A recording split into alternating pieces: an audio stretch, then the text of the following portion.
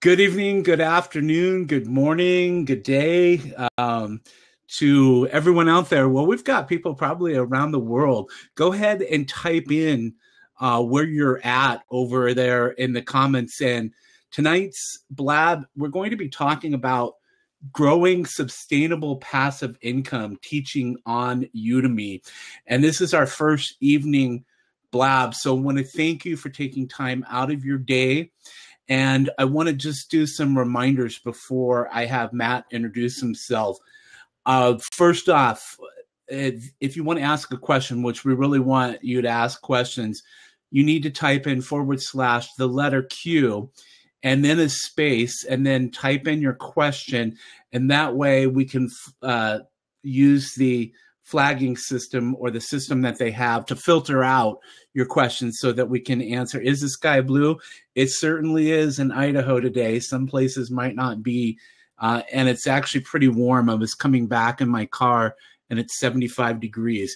But over here, I want to let you know that as blue as the sky is, that button is blue. And if you could click it right now, and that's going to send this out on Twitter. And if you could put in the hashtag live, it's going to put in the hashtag for Blab to let people know that we're blabbing tonight about Udemy, which some of us are Udemy instructors and some of us are looking at becoming Udemy instructors and probably some people that are curious about that. And Matt's doing some exercise there while I'm talking.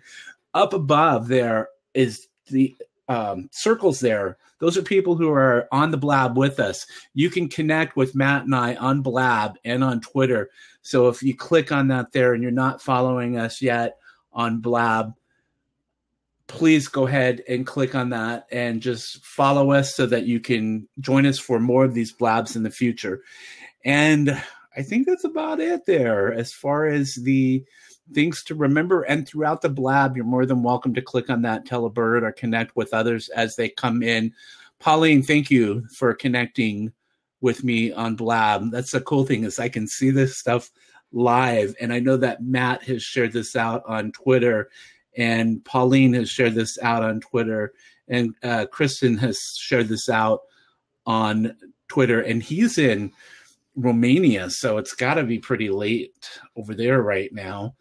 And so, and Christy, what's that? He said 3:30 a.m. Oh my gosh. Thank you. And Christy, who's always here with us and putting those cool images up. So thanks for joining us again.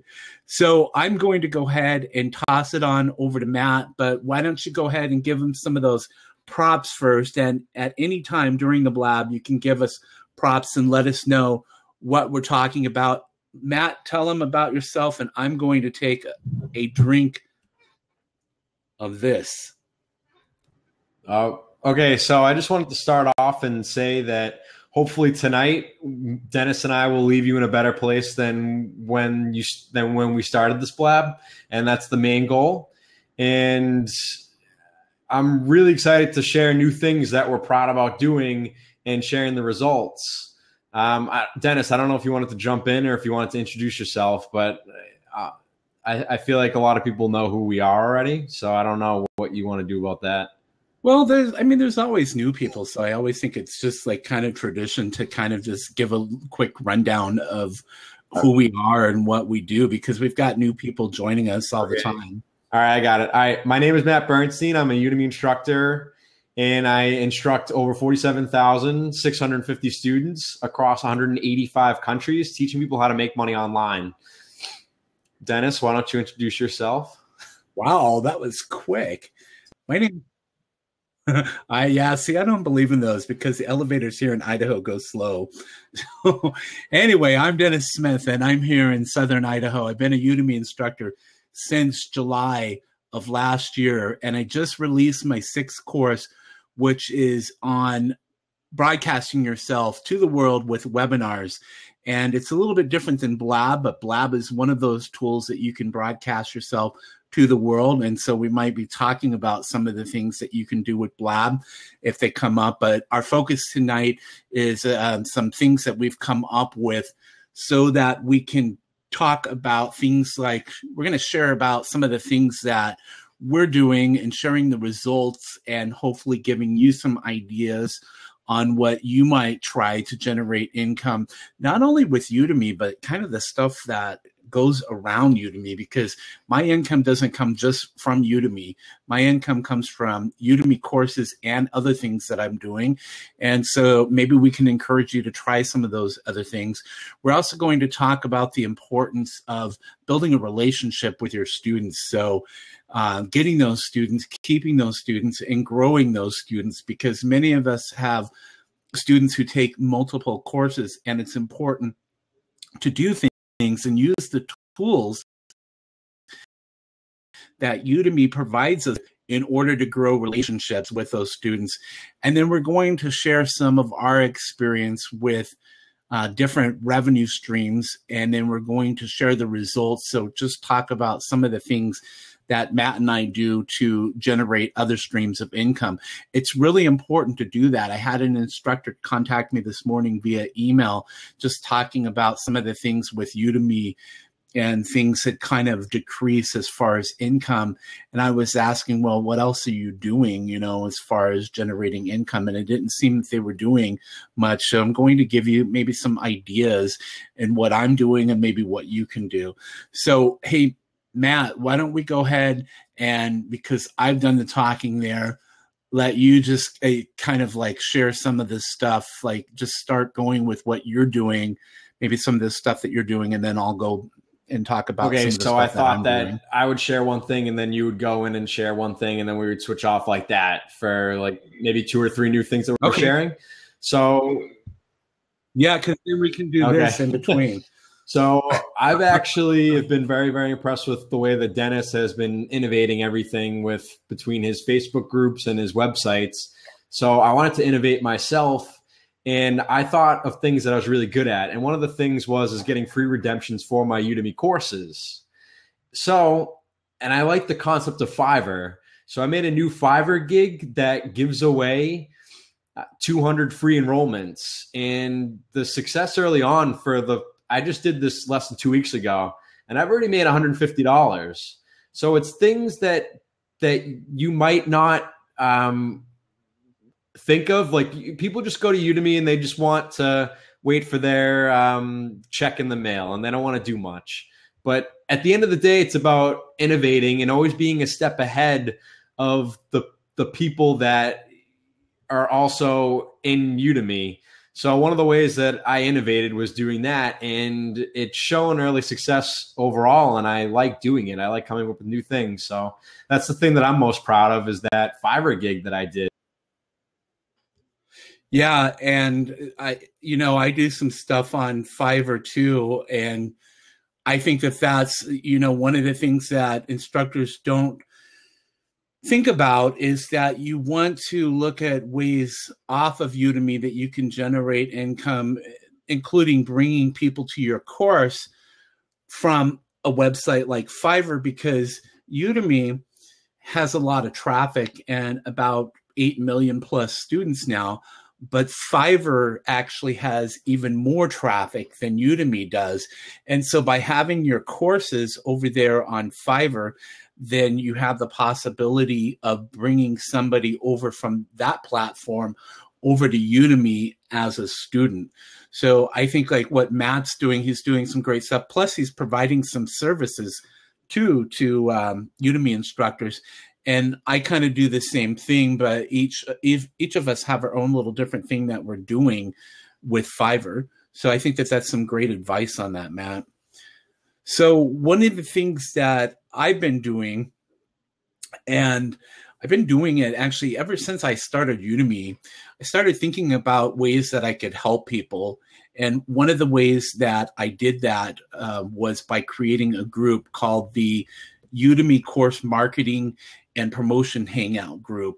And I got that idea when I was started doing Hangouts, because I wanted to learn more about Udemy, and what better way to do that than to ask some of the instructors like Alan Hill and Matt, and instructors like Phil Ebener, who have joined Matt and I on some of the past blabs that we've had.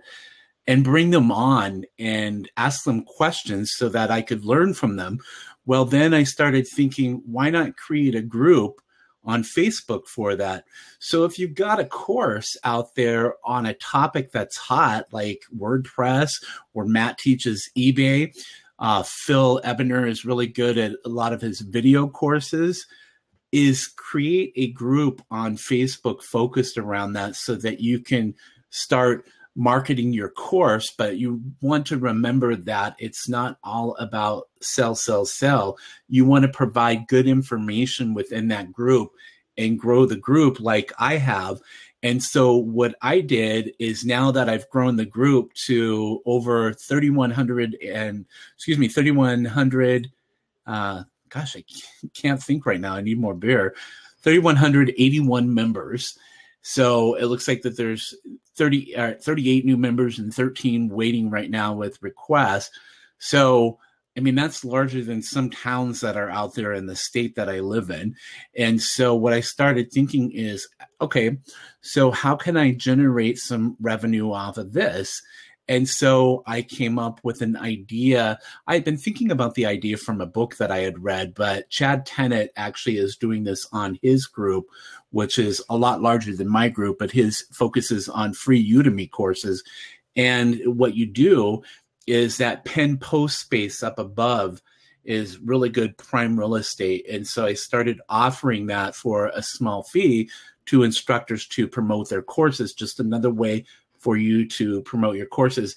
And Scott Duffy and Matt also has done that, and they've seen some good return on their investment by doing that. So you could do the same thing with your course. You know, if it's a WordPress course and you start a Facebook group on WordPress, is build up those members, and then at some point maybe offer that to somebody that has something specifically related to WordPress and they want to offer it to members of your group.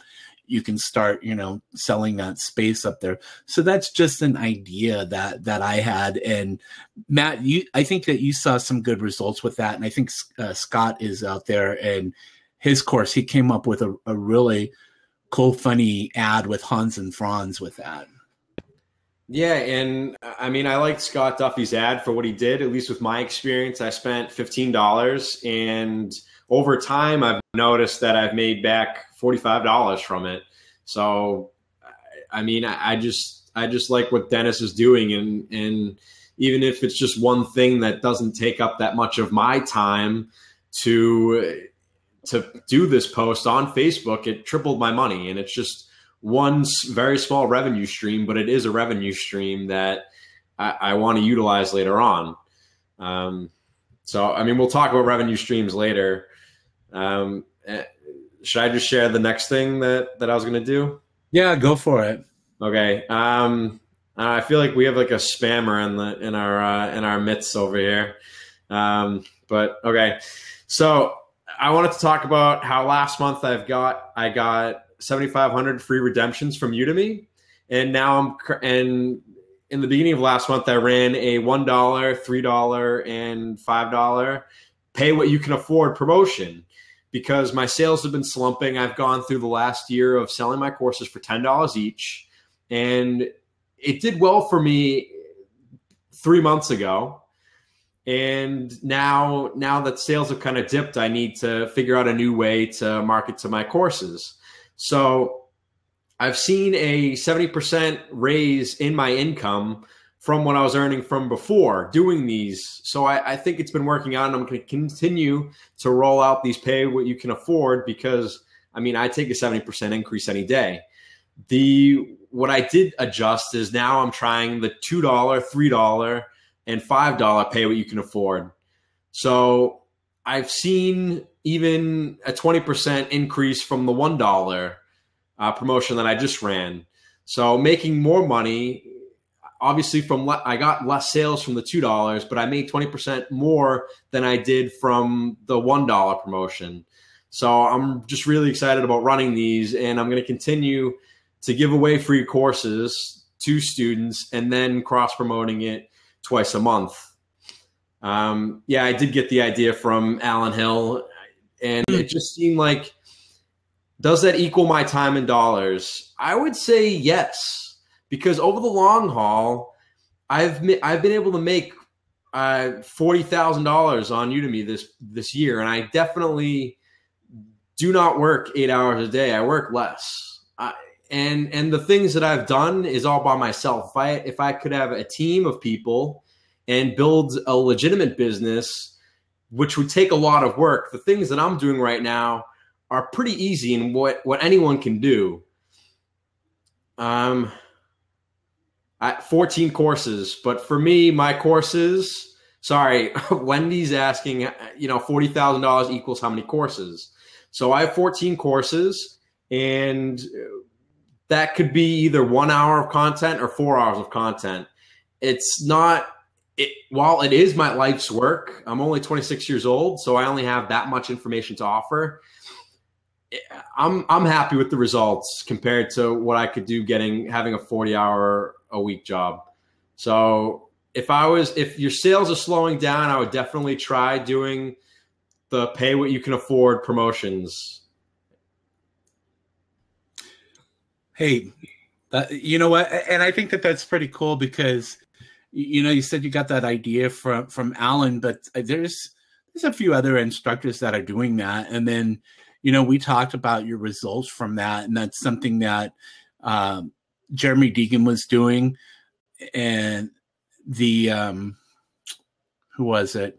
Well, Alan, I saw did the $2, but giving people the choices. And so I did something like that with a goodbye to summer type promotion. And I've talked about that before on other blabs, that it's really cool when you can do some kind of image and maybe get somebody on Fiverr to make an image that you do some kind of theme. Like right now, my theme is spectacular. Was it spectacular savings? I believe you saw the image that I put out. It's October, it's Halloween. So, come up with something creative. And I just did $5 across the board. I've got some other promotions coming up in December. I've thought of some stuff. I won't talk about my idea because it's got a specific name. And so you'll watch for that in November, but I'm going to December and let people pick their prices. And I did that with a new course that I launched. I came back from Bend on Sunday, and Udemy had finally approved my course because I had some changes that I had to make in it. And Matt and I were chatting, and Matt wanted to do a blab, and I was like, sure, let's do that. I just got done with a 6-hour drive. And he actually said, well, why don't we do that on Monday? So what I did is I went online and started promoting that new course. And I did a couple of things. There's some groups and a website that I took and put out free coupons so that I could grow the student number and hopefully get some reviews out of that. So I went on to bestblackhatforum.com. I went on to Chad's website, Chad's group, which is Udemy free courses or something like that.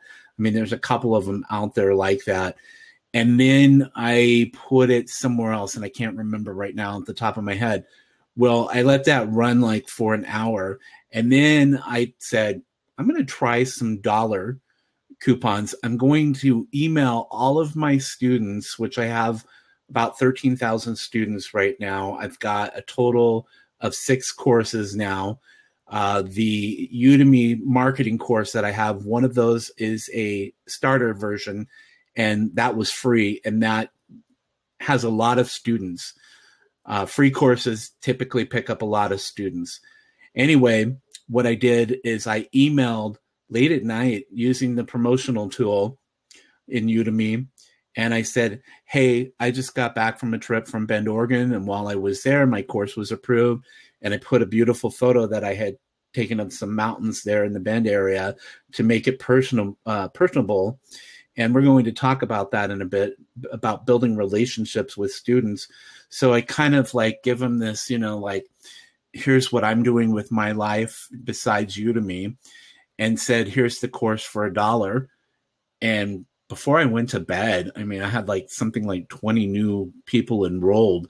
And the next morning when I woke up, it was even more than that. And now at $1, per course, it's generated a couple $100, and that course now is actually in the marketplace under new and noteworthy.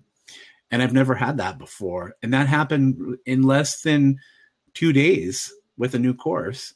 So that's something that you might want to give a try with doing that and see if it works for you or not. And I'm like kind of distracted because I'm looking at somebody's comment over here about night labs bringing weirdos. We look like hell, Dennis.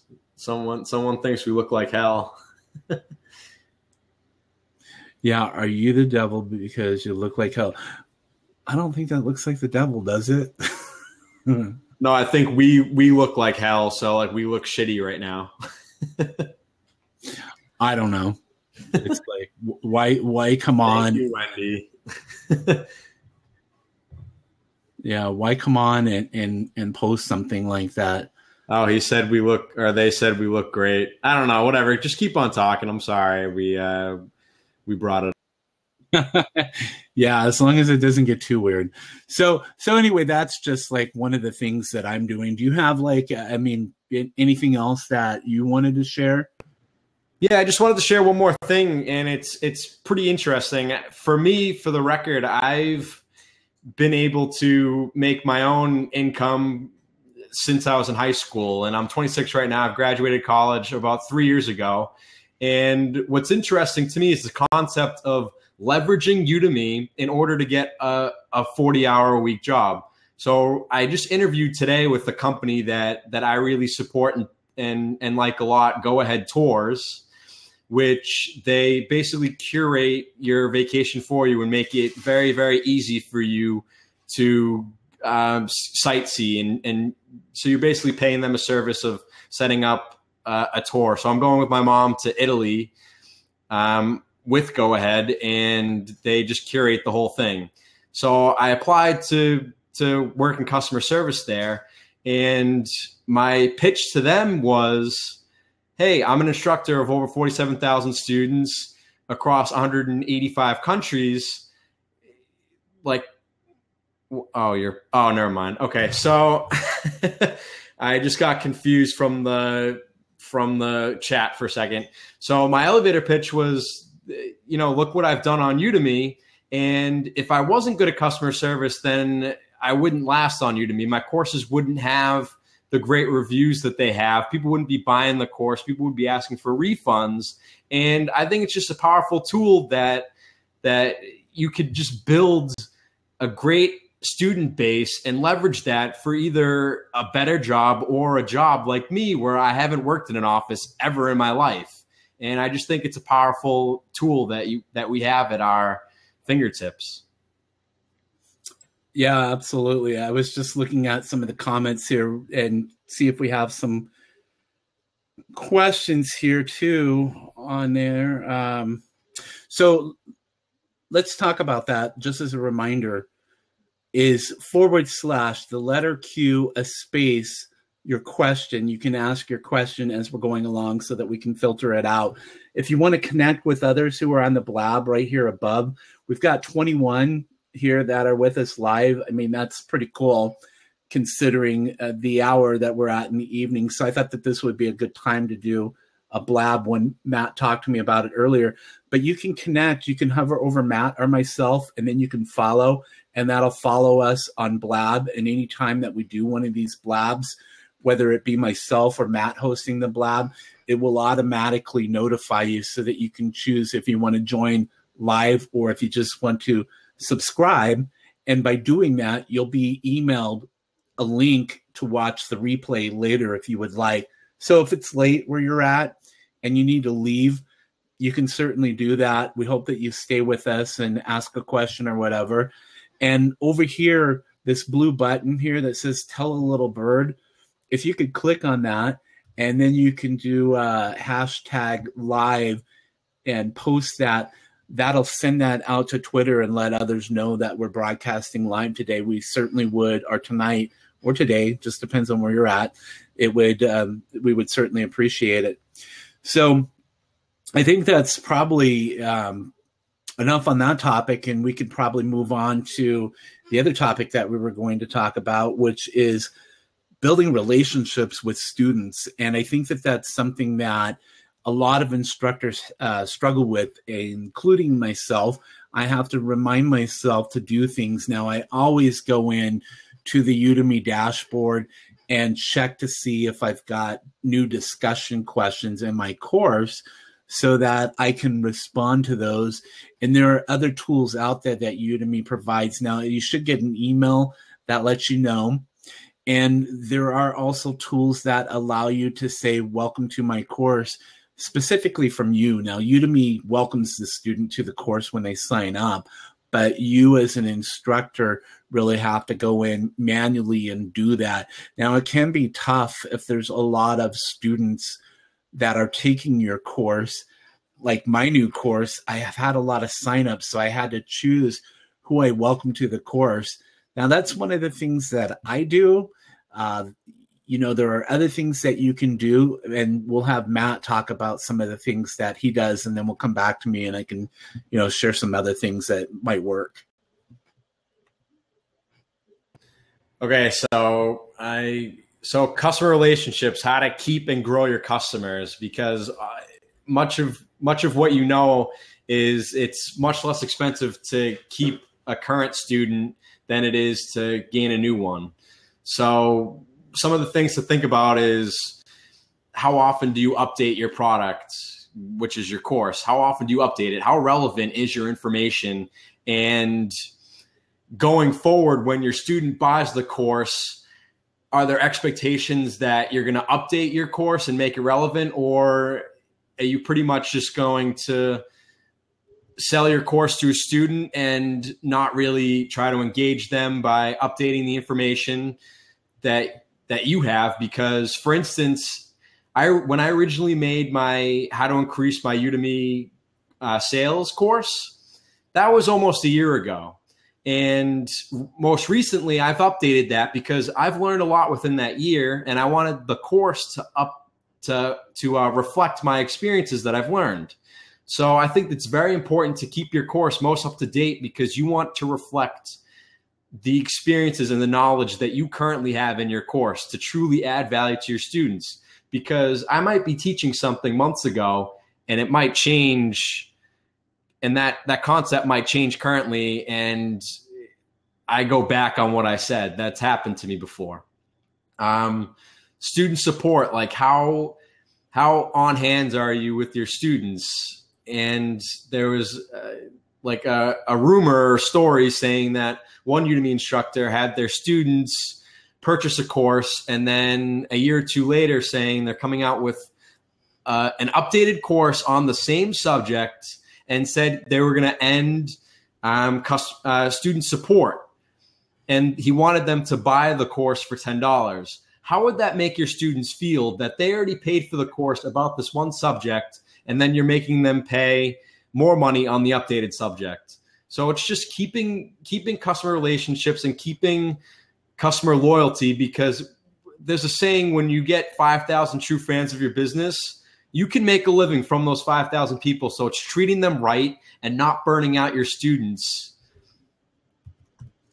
I'm just typing in here, and I guess I could say this because I didn't know you were going to stop, that in a bit we'll be letting people jump into what Blab calls the hot seat, and you can come on and you can ask a question live on camera and chat with us. And probably would like to, if Scott's still around, I always like hearing his wisdom. And also, if you do have a question and you don't want to come on live camera, you can do /Q space and your question, and that will flag it so that we see that you have a question, and then we can filter it out. And then if we have a lot of questions and for some reason we can't get to your questions, when I send out my stuff in the group to the replay, we'll answer those questions. Matt and I will, and then send them out so people have our answers to that. Because sometimes these things get a little bit crazy. We've got 23 people here, and we hope that you have questions, and we hope that we can get to all of them. But if we can't, we'll certainly make sure that we get you answers. So again, that Tell a Little Bird, if you click on that and put in the hashtag live, you can send it out to Twitter and let people know that we're talking about growing sustainable passive income, teaching on Udemy, and we're giving you some of the tips that we do and we've done to generate income. Now, Matt's income is a lot different than mine. He's been on the platform a little bit longer. Mine is not $50,000 a year, but it continues to increase on Udemy and the other stuff that I'm doing off of Udemy that are generating me income. And we're going to talk about some of those in a bit, on some other ways to generate income, like websites and affiliate marketing and whatnot. And I wish Jeremy was here with us, because I'm actually going to talk to him on Skype about affiliate marketing, because he had a question about that. If you want to connect with those who are with us tonight, myself and Matt on Blabs, so that you are notified when we have future Blabs, you can certainly do that by hovering over the circles right there that are up above, and you just click on follow. And if you click on the Twitter bird, you can go out to Twitter. It'll probably open up another tab in your browser, and you can follow us on Twitter. Both Matt and I are on Twitter. I have a following on Twitter, and Matt has a following on Twitter. And I'm also on different places in social media. I did post a link to a couple of documents there in chat, and I was going to scroll back to those. Every time that I do a blab, I create a PDF so that you have a link. So if you need to watch the replay, you can do that. But you can also follow me, and I've also got a ton of links to Udemy on their website, because every time people who are new or even people who've been on Udemy have questions like, well, how much revenue do I make on Udemy? Well, there's a link to that so that you can find that out. Or how do I instruct a course with another instructor on Udemy? How do I do that? Or what's Udemy's policy on the new safety and trust? So I've got a document for that. And then Matt helped me out with a course marketing checklist with coupon links, or to different sites for coupons. And I've got a link to that so that you can look at those sites if you're getting started and you know where to start marketing. Because a lot of times when you're out of the gate with a new course, a lot of instructors have no clue, what do I do next to start marketing my course? I was like that. And so I started building this list. And then, with knowing Matt, he came up with some stuff. And I just combined that and came out with a list. So that's there for you in the list. So, yeah. So, hey, go ahead and take a sip for a moment. It's been a long day for me, but we're going to keep going here with this. Okay. So, I hear some feedback, but are you still going to talk about customer relations, or? Well, I just, my background comes from a customer service background. I was a retail store manager for 7 years for a company called Musicland Group, and I managed Suncoast Motion Picture Company. So and even before that, I worked for a chain called Shopko.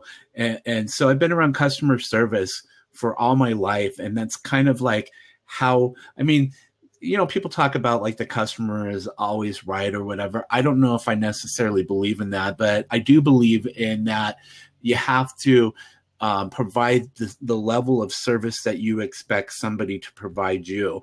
And so I know that students generate income for me. So I'm going to need to provide some level of service to them so that they buy my new courses and they tell people about my courses. And it also brings other people in as new students. And so there's just certain things that I do, like going in and saying, welcome to my course, making sure that I answer questions, making sure that I answer them in a friendly way, and create these other sources. Like Blab is a way that you could give your students more service, because you could say, hey, like Matt, for example, has his eBay course, and I have a WordPress and MailChimp course. Well, I could do a Blab on MailChimp or WordPress, and I can invite my students to join me live, to ask questions live, and see me, their instructor, live. and ask those questions. And not only am I going to bring my students to that Blab, but everybody's going to see on Blab what is being broadcasted now and jump into your Blab and become possibly a new student of yours. So that's just something to think about on ways that you can provide service to your students so that they enjoy what you're teaching and you build that relationship with them. And not only is Blab just for new students, it's for existing students. And why I do Blabs is because I saw this feedback and it's distracting. Yeah, and also, you know what? Your banner, Matt, is right across your eyes right there. It's not what it is on my screen. Oh, that was funny. But yeah, I think it's like an excellent way to build that relationship with your current students. I haven't done that yet just because my focus, Blab is very new. It started in May, and Matt just dropped off for a moment, and we'll wait for him to come back. But the platform, I've only been on it for about 30 days right now. So we'll wait for Matt to come back. And just a reminder, I've opened that seat up right now, but we're going to just cover one more thing, and then we'll have people come in and ask questions live if they want. It's always sometimes like if you try to keep a format, it's a little bit easier. So anyway, I was just finishing up my thought. But yeah, again, just remember /Q space in your question. You're more than welcome to let people know, and you will get a copy of the replay, which is a cool thing about Blab. So are we done with just talking about some of that stuff and move on to? Well, I just wanted to ask one more question that touches upon customer relations. I think the most important question to ask yourself is, how does your student measure their success or their failure by taking your course? So for instance, for my example, in my experience, when I teach about Udemy, I genuinely want the customer to make $2,000 a month eventually from Udemy. And I'm a firm believer, if they put in the work and if they do everything that I'm talking about, that it's possible for them to make $2,000. So I don't know if it's a good or bad thing, but I've set that expectation that they should eventually be making $2,000 a month. Whether they think all of what needs to be done is worth their time is a different thing, because I'm willing to put in the hours because I know Udemy will be able to give me long-term profits. The work that I put in today will earn me money 5 years from now. And as long as I'm still on Udemy and not getting banned, I am following all the rules, which is a very important concept to do. Then I think it is worth my time. It's just you're not getting paid a direct amount for your hours. It might take you 5 years to recoup all your work and more. Yeah, I'm glad that you brought that up, because when I was at the coffee shop, you were talking about that, and I mean it's always in the back of my head, but I never quite think about it. That with my courses that I teach on WordPress marketing and Kindle marketing are because I wrote a book on social media and I sold 1,000 copies of that book, plus had several thousand that were downloaded for free. And so the stuff that I teach is taught because I want others to accomplish that goal and know that it's totally possible. Now, 1,000 copies of a self-published book might not sound like a lot to some people, but knowing other authors that are out there that have written books, it is. If you sell over 500 copies of a book that you've self-published, then you're actually pretty successful. And just real quick, speaking about Udemy, I came home from the coffee shop today, Matt, and my mom, as he walks away, my mom handed me, I live with my folks, and she handed me some mail from a friend of mine who I met through networking, and now her and her husband and I are good friends. And she does real estate, so she sends this stuff out to me every few months. And inside of there was this: never stop learning. And let me see if I can get that the right way. Do I have that the right way? We can see that. We can't read the handwriting, I don't think. Well, it says Udemy Skillshare, and then I can't read yeah. anything else. Well, yeah. What's really cool about it, this is something that has Udemy on it. This is coming from John L. Scott Real Estate, which is a big real estate firm here in the Pacific Northwest. So Udemy is getting out there in places that it's never been before, including the CEO being interviewed on Bloomberg. And so they have over 8 million students and growing. And so, you know, Matt and I have been on the platform for a while, but there is still room for a lot of growth. So if you're new, even if you're not and you're a current Udemy instructor, the more courses that you create, I just released number 6, Matt has 14, and the more that you continue to release out there, the more income you're going to generate. I see that happening. I started out and I had one course, and Black Friday, which is coming up fast, is a huge promotion that Udemy has. And I was looking back at some of my numbers for October, November, December, and I know that I'm already going to beat November's numbers because I have 6 courses out right now. It's really interesting to see what is going to happen with that kind of stuff.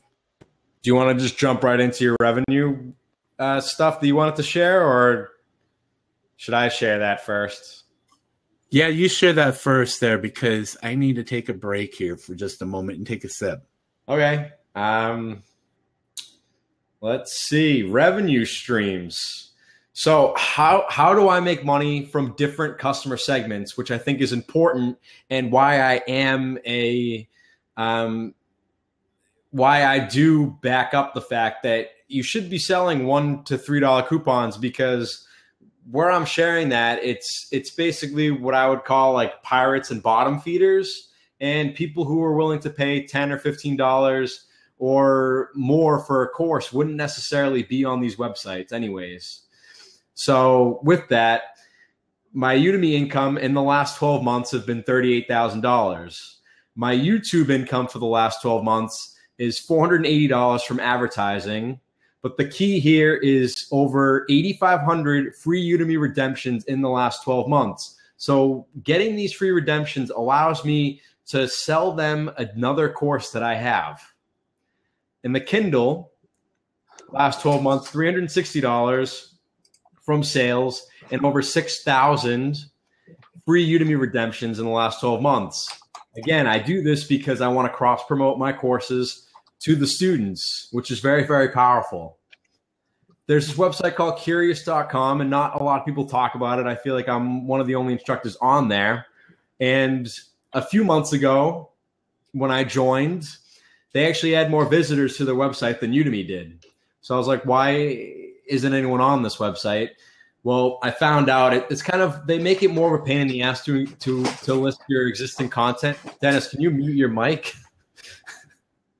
Oh, Scott. All right. Oh, all right. Never mind. All right. So Curious kind of makes it a pain in the ass for you to list your existing content. But once you do, I've been able to make $350 a month for my first 2 months on the platform. On Fiverr, I've made $150 from sales in the last 2 weeks. There's this platform called Edurilla. I've made $75 for my first month. And SkillFeed, which is since discontinued and deceased, I made $1,800 in the last 12 months. Wow. So as you can see, when you're finding these new platforms that come out and utilizing these existing platforms, you can make money with your existing content, and all of these figures add up. I mean, it doesn't take me that long to list my existing content onto these existing platforms to make an extra few $1,000s a year. So those are the platforms. I can make a written list for you guys that I think that is very well worth it to list your courses on there. Yeah, good. Hey, I'll mention like some of the stuff that I'm doing, and then we've got Scott And then also it looks like Sergey wants to come on with us, so we'll let him in on the chat too. And then we can just continue like answering questions, and maybe Scott can talk about some of the stuff that he's doing. So welcome, Scott, and I'll just chat for a bit, and then we'll introduce you. And I'm going to bring Sergey on too, so that he's not waiting there, because it's like a caller. And maybe Matt, you can also go in and answer some of the questions in the chat there. So so some of the stuff that I'm doing off of Udemy is that I have a couple of websites that I created. OnlineCourseCoupons.com was the first, and then after that, OneBuckCourses.com, because I wanted to create a way that Udemy instructors could promote their courses off of Facebook, because a lot of instructors tend to place coupons in a lot of these coupon groups on Facebook. And the problem with that is that a lot of those people in those groups are Udemy instructors. So unless your course is something like maybe Scott's course on Udemy SEO, hey, Sergey, do you want to mute yourself there? Well, until we bring you on, because what happens is we get feedback sometime, and then I'll have Scott introduce himself, and then you can introduce yourself. But anyway, what I was going to say, so I created those because a lot of those groups are instructors and other, mostly Udemy instructors. I created a group actually that is open so that other people can come into that group and hopefully take advantage of the course deals on that group. But that's hard to do a lot of times, because some people might not know about Udemy yet. And unless they're searching for Udemy on Facebook, they might not find that on there. We talked about pen post deals with something else that I came up with. I also do the YouTube stuff like Matt does, but my income level on YouTube, and we can let Scott and Sergey talk about that in a moment, but my income on YouTube, every 3 months I get like a check deposited for $100. And I was on SkillFeed, and I was doing okay on SkillFeed. I was looking into some of these other websites that Matt and some others are on, like Skillshare and Fedora, which just changed their name now to Teachable.com, which makes sense, rather than Fedora is a hat, isn't it? And it's also a Linux operating system. What's that? It's also an operating system for Linux. Oh, okay, cool. Yay. We're all drinking mainstream beers except Dennis. Yeah. Dennis brews his own beer, doesn't he? And oh yeah, that's right, Budweiser. But anyway, so yeah, you got to start thinking about some of these other places out there. Even a blog. I always tell people, get a blog. If it's not a WordPress self-hosted blog, then do WordPress.org or do Squarespace and Wix. Those are all free. So think about that kind of stuff. So I'm going to finish it up on that, because then we can just do general questions and answers and all of that. But we'll let Scott introduce himself first, and then Sergey, you can introduce yourself. Okay? Sure. Can you hear me? Yep, okay. I can hear. Yeah, hi guys. This is Scott. I have 10 Udemy courses. So I'm mini Matt, not quite at that level, but I do pretty well at Udemy. My experience has been that only 2 of my courses make me the most money. So there's a very much of an 80-20 principle, if you believe in that, where it's not even like $100 a month across all courses. There are 2 courses that are your home runs, and then a few singles, and then a few foul balls, right? So you just have to go into it with that mindset that you're not always going to hit a home run, but you're also just not always going to do just okay as well. Sometimes you pick the right topic. The other thing that I don't see discussed much is courses have a life cycle. I don't want to presume too much about, but having heard Matt speak a few times now, you go through a process where a course is, it's hot, people are buying, and then at a certain number of months, it starts to cool down. Like all the maybe the core audience that might have seen it and made the decision to buy or not buy. So you just have to keep that mindset of it having a life, and you either make the decision to freshen up, you decide to revamp it, or you let it sunset and start something new. So there's those options that you go through.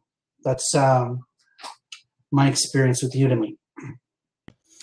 Great, thanks. And I'm glad that you're here because you're normally at work during the day. Yeah. And like I said, you and I have done some hangouts. We did a hangout on his SEO class, and we also talked about one of his lead pages classes when they came out. And he's got some great stuff. He's also got great information. He actively participates in the Udemy studio. So if you're in the Udemy studio, he's always happy to answer questions for you. I don't think he sleeps. So yeah, I'm a machine. But there was a question that came that says, would you delete those other courses and focus on the two and make it better? I've had this this thought, and I go through this with my own courses. So I'm not just preaching to anybody. It's an internal conversation I have with myself.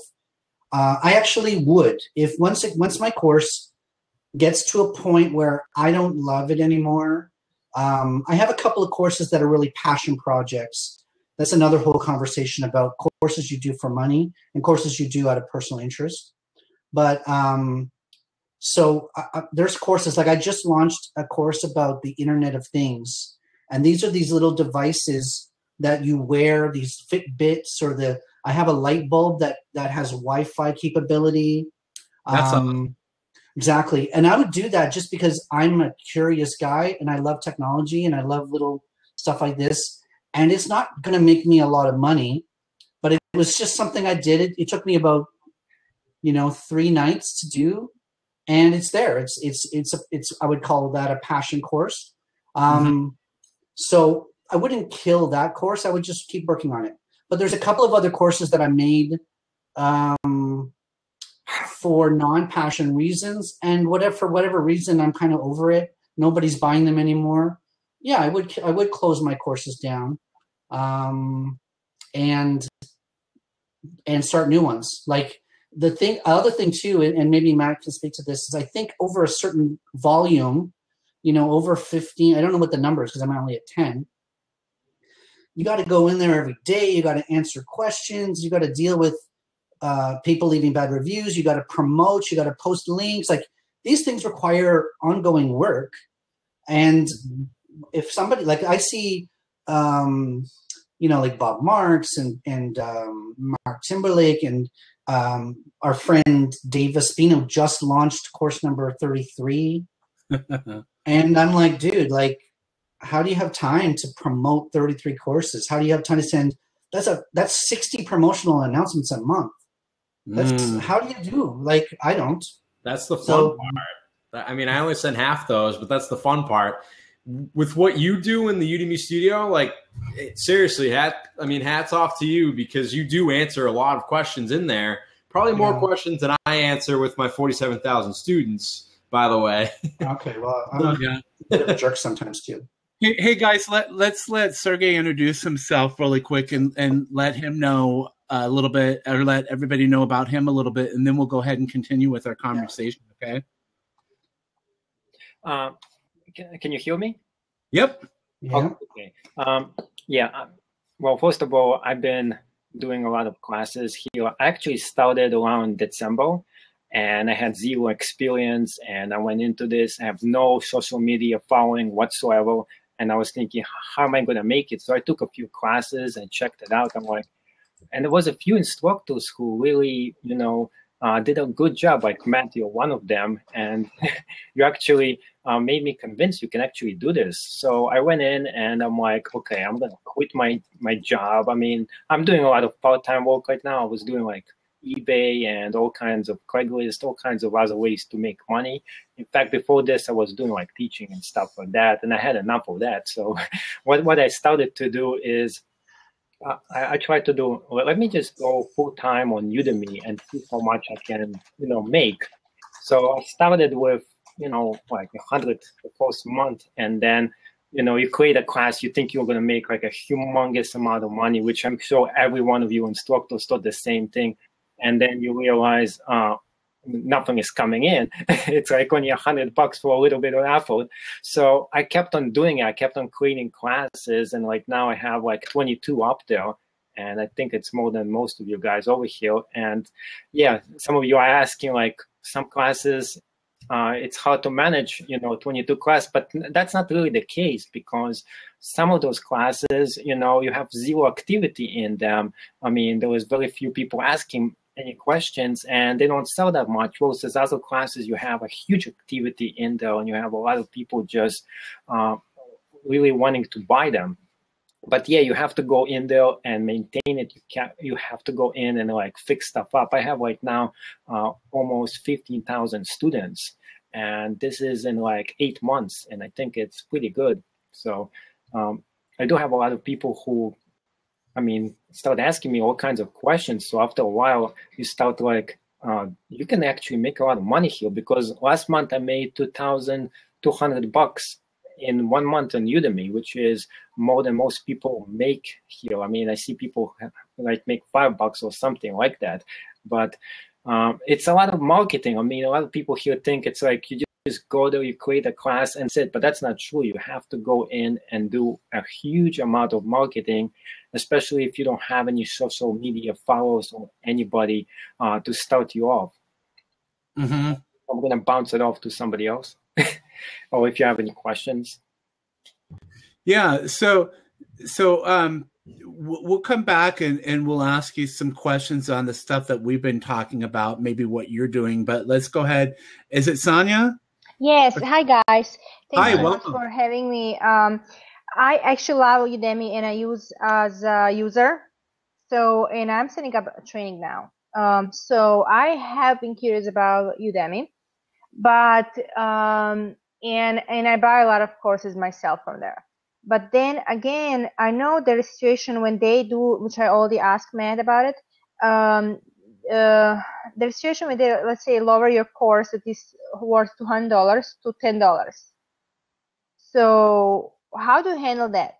And also how, for example, if I already bought your course for $200 and then tomorrow is $10, so do you have any kind of like refund me my money and stuff like that?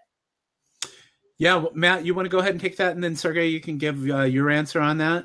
Well, I mean, did you see my answer on the thing, or did you want other people to answer that, or did you want me to clarify that more? Yes, please clarify everything, because I am looking into that and I really need information. Okay, so in a logical standpoint, what you're saying it is right. It doesn't make any sense how Udemy created a culture where the students know to wait for the $10 sales. And in my experience, I never get any full price sales. And when I do, I usually get Udemy usually refunds the student, because the student will see that Udemy is discounting my course for $10 or $15. And I know that Scott Duffy has a different experience with this than I do. Just my experience is it's not too much of a complication, because usually I don't make any full price sales, or when I do, it just gets refunded and they only pay the $10. So, but I've never had a student email me saying like, what the hell is this? Like, I paid $100 for this and you're selling it for 10. I've never had a student email me about that. All right. So, okay. So I'm sorry. Can I just like add this so you can actually elaborate on that too?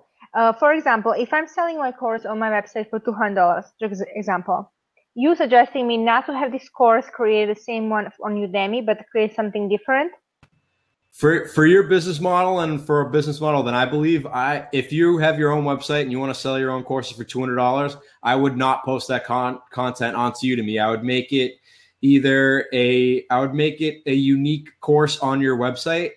And so if you want to teach the same subjects for Udemy, I would still add value to the students, but I wouldn't add as much value to your students as you would on your website. And I would make sure that your website, having it for $200, it would be unique to your website, and you would not post that content anywhere else. You would have to make it unique.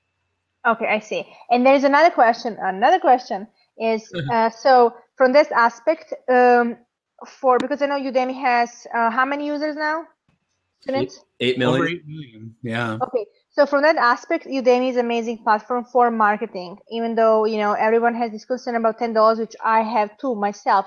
But again, from the aspect of marketing, it's amazing. So wouldn't you want to, for example, offer free course that has an amazing value and kind of get your name out there and help people go to your website? Or is it any kind of cheating, or how is this considered? So depending on what you want to do from Udemy, do you want to use Udemy to just get leads to your own website, or do you want to actually make money from Udemy? Because I actually want to sell my courses on the website, my own website, but I do want to be on Udemy. I know, honestly, I've been going to for example, Udemy, I buy course or just get something for free, and then I go to this exact, business on their website and look them up, and then go and browse for maybe I get something from their website. So would you use this platform as a marketing feature, more like as a marketing platform, because people get to know your business there? So in looking at other people, at other Udemy instructors and other businesses who have their own website and only offer free courses, I think it doesn't hurt, because that's not my business model, but I know that people do it. There's probably the best free course that I can think of is from a company called Wistia, who hosts videos. Oh yeah, absolutely. Okay, so they have a free course on Udemy too.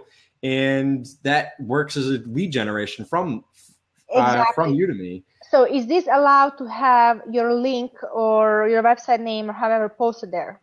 So you can have your website in the course. The only thing is you cannot directly collect emails from Udemy. Oh, yeah. Oh, because I don't know how much you know about Udemy. Do you know the Udemy policies, or? I do not know Udemy. I honestly have used it as a user, not as a however we say it, trainer. There's a certain word that not a trainer. How you say it? Teacher. However you want to call it. I didn't creator of the course. However, I'm sorry, I can't find the word. So I didn't use from that aspect, but I am definitely looking into how you can utilize Udemy platform.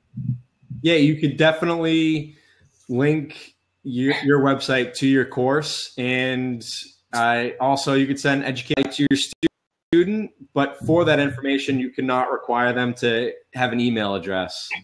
So, okay, so that's the only thing. But yeah, you could definitely do it, and it would definitely be smart. I feel like I've been talking a lot. Yeah, it's like I was going to say, Sergey, if he wants to answer, I'm just popping open another beer, and then in just a moment, we're going to let Scott back on, but I'm also going. I'll jump off definitely, but I really appreciate you answering my questions, and I'm sorry for so many questions because I said like one question, but I had like a 5. So.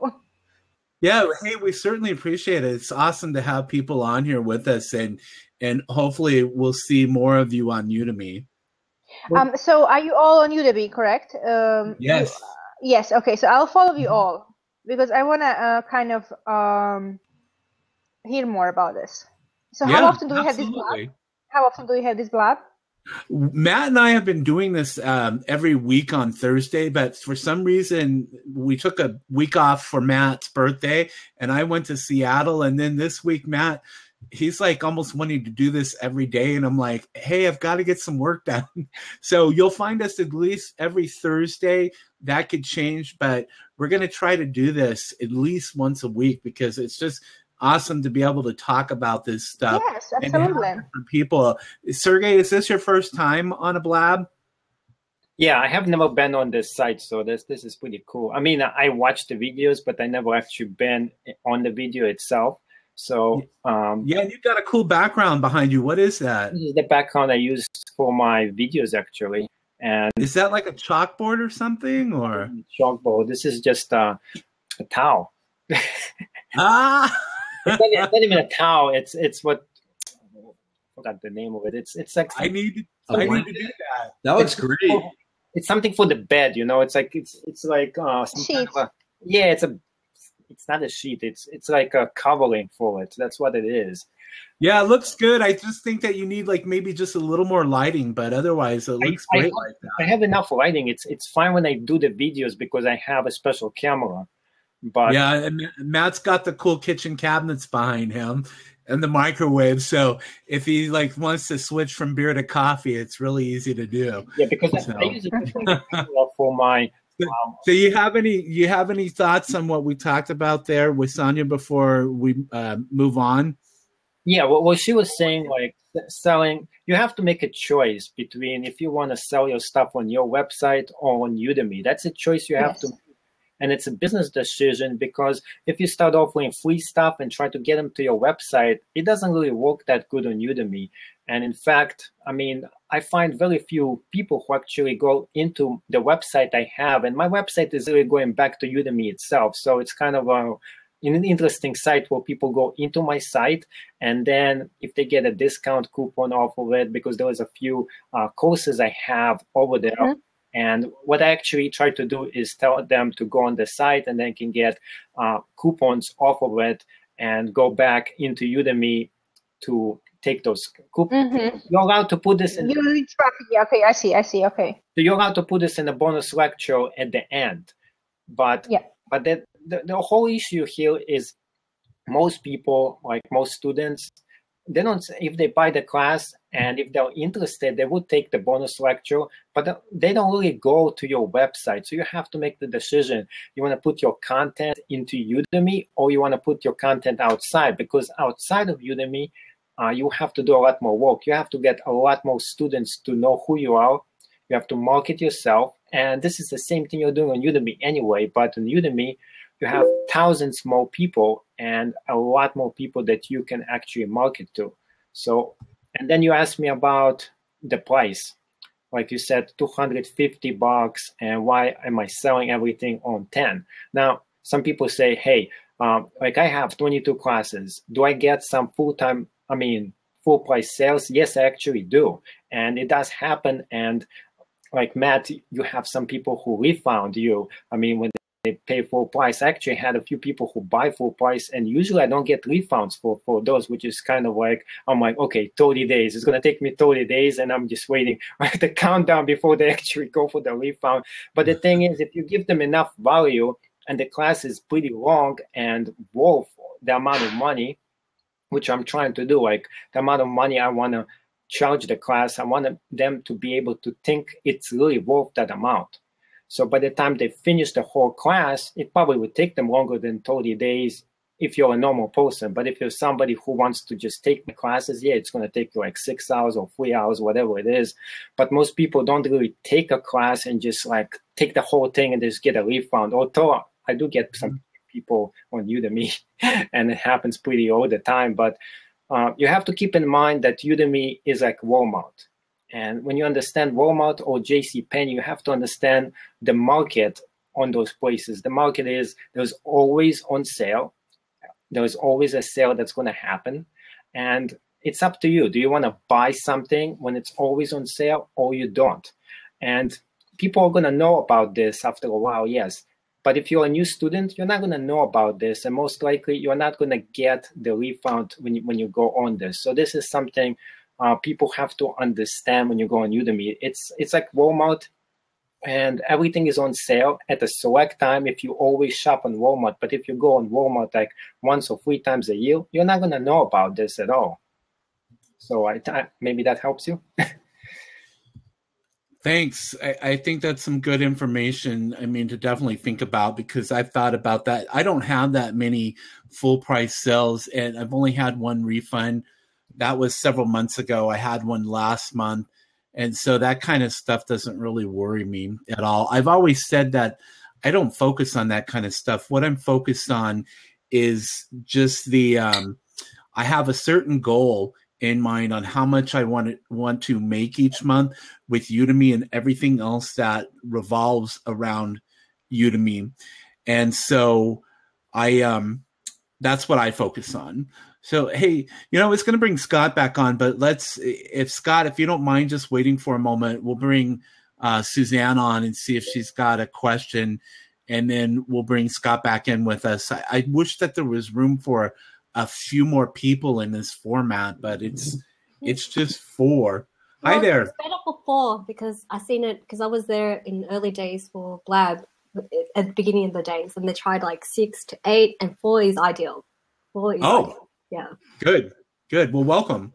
Hi, welcome to the it's 12:40 Wednesday in Sydney, Australia. Hi. It's interesting that I believe in serendipitous moments. My mentor mentioned about it because what I do is like I talk about Bitcoin and blockchain. And I already did some research like on the search engine onto Udemy search engine and checked out if there's any Bitcoin one, but there is nothing on blockchain. And that's where like my target audience is planning to be with the corporate people, because I know that they're interested in that kind of like space. My question is like you've kind of already answered already in terms of pricing and things like that. I'm already like bringing an outside audience because I have an audience on the outside that I'm planning to bring in. So Matt kind of answered the question is like maybe you should just put it onto your own website. But I'll probably want to tap into the Udemy infrastructures as well with 8 million people there. My question is this, because like I'm probably planning to do Matt's courses, but I still want to like do the prep work because I believe in planning. So my kind of key questions to all 3 of you is like, what are like some like three quick tips on how to like prepare for a really good Udemy class that I should be aware of?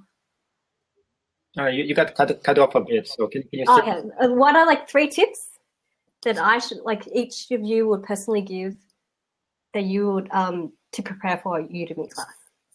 So your first class to prepare for going live with a Udemy class? Yes. So Matt, you go first, then Sergey, and then I'll answer. Okay. All right. So I get the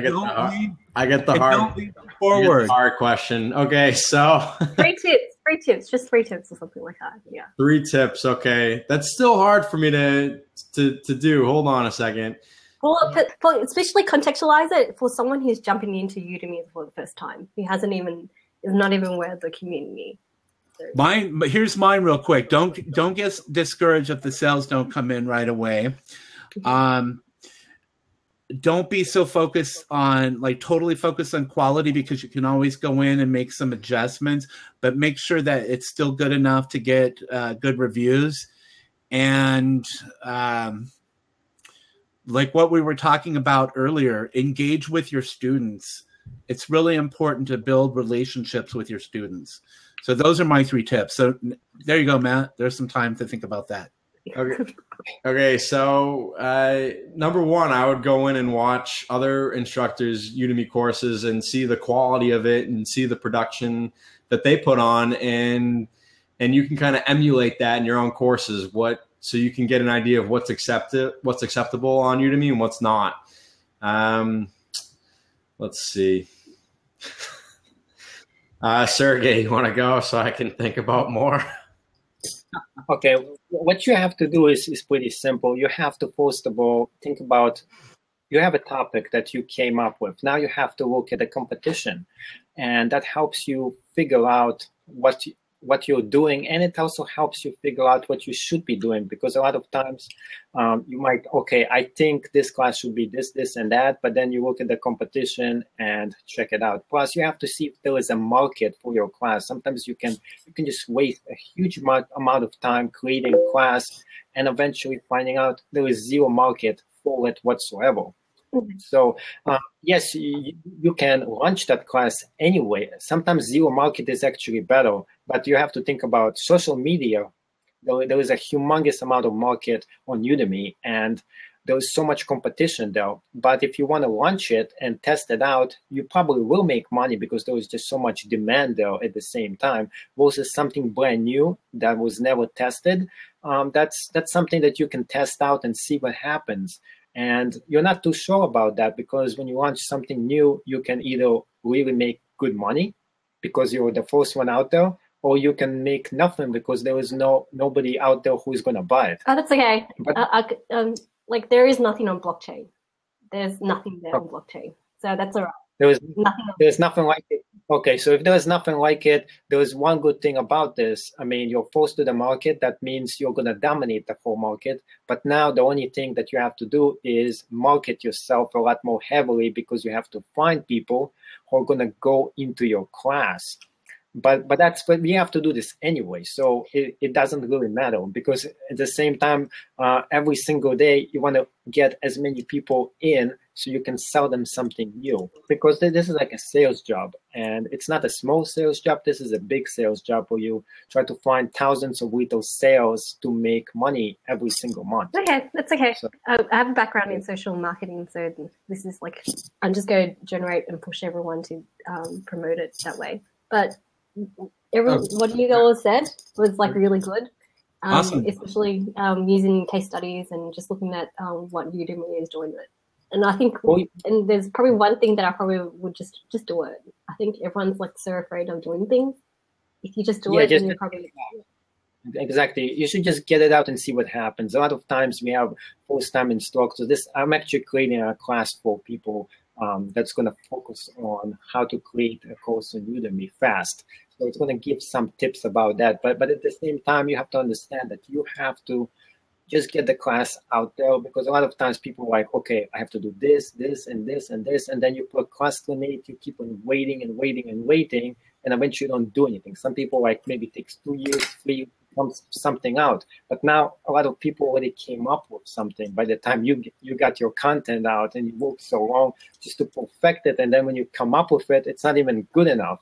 So you get disappointment that way, versus if somebody just, okay, you did a good job, you put in like a few months of good work, you get it out, you market it, you try to market it pretty good, and then you see what happens. If it doesn't go good after a month, and make sure you take a lot of instructor classes. There was Matt's class, there was a lot of classes out there that focus on how to create courses, how to market, and you learn all the stuff that it's going to give you a shortcut. You don't need to go through everything and try to figure out by yourself, because somebody already figured it out for you, and there was the answer right there, which is kind of cool.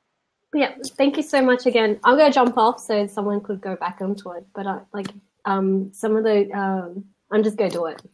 Hey, real quick, did you say where you're at, where you're from, Suzanne? Sydney, Australia.